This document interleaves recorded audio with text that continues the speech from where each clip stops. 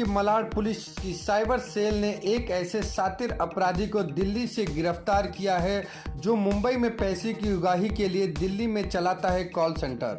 यह शातिर अपराधी लोन दिलाने के नाम पर प्रोसेसिंग फीस की मांग करता था। जब पीड़ित पैसा अकाउंट में भेज देता था तब मोबाइल बंद कर करके गायब हो जाता था। मलाड की साइबर सेल ने आरोपी को एक मोबाइल हैंडसेट के साथ गिरफ्तार किया है। मलाड पुलिस स्टेशन की हद में रहने वाले सुमित बंसाली नामक व्यक्ति को लोन की सख्त जरूरत थी। सुनील ने बताया कि उसको 12 लाख रुपए की जरूरत है। अगर लोन हो जाए तो मदद मिल जाएगी।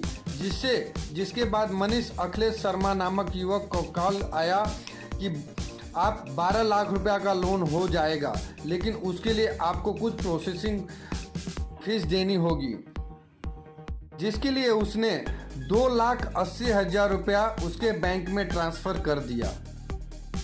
पैसा मिल जाने के बाद अपराधी मोबाइल बंद करके फरार हो जाता था।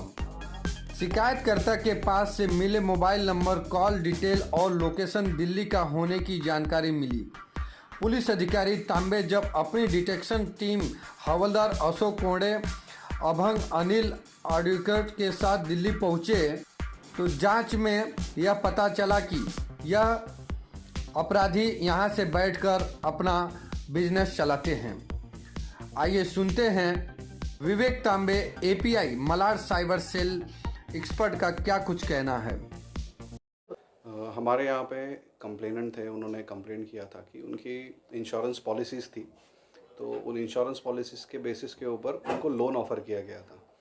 एक कॉल आया था, उस कॉल पे उनको ऐसी जानकारी दी कि आपको अगर लोन चाहिए तो आपको थोड़ी बहुत प्रोसेसिंग फ़ीस भरनी पड़ेगी और उसके बाद आपको लोन अवेलेबल करा दिया जाएगा बड़े अमाउंट का।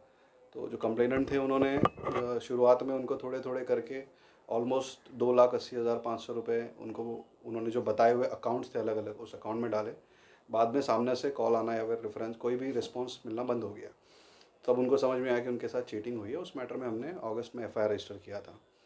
आरोपी को कहां से पकड़ा गया है, किस तरह का क्या मोडस अपनाते थे? हमने जब मैटर की तहकीकात की तो पता चला कि दिल्ली से ये इन्होंने क्राइम किया है। तो हमने सारे डिटेल्स इकट्ठा किया, बैंक अकाउंट्स कौन से थे, क्या लोकेशंस वगैरह थे, वो सारे डिटेल्स चेक करने के बाद हमें पता चला कि ये दिल्ली से ही ऑपरेट हुआ है।